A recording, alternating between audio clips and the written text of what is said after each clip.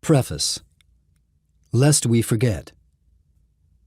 From Abraham Lincoln, Lyceum Address, January 27, 1838.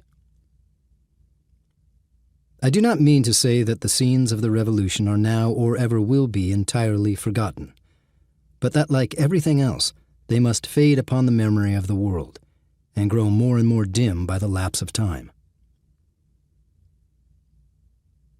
From Herbert Butterfield, The Whig Interpretation of History, 1931. Real historical understanding is not achieved by the subordination of the past to the present, but rather by attempting to see life with the eyes of another century than our own. The pages that follow represent my attempt to tell the story of a highly compressed historical moment that subsequent generations called the American Revolution.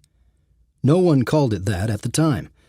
The British called it the American Rebellion, an accurate description of the 8-year war fought by former British colonists who sought to secede from the British Empire. These former colonists didn't regard themselves as Americans, but rather as New Englanders, Virginians, or Pennsylvanians. No such thing as an American national identity yet existed.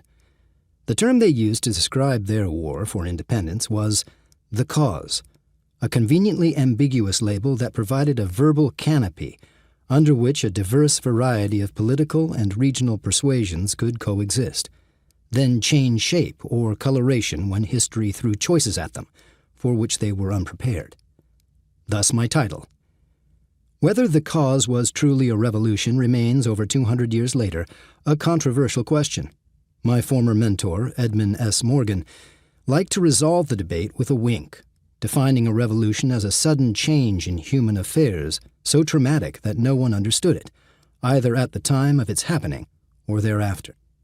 No less an authority than George Washington observed, at the end, that any historian who managed to write an accurate account of the war for independence would be accused of writing fiction.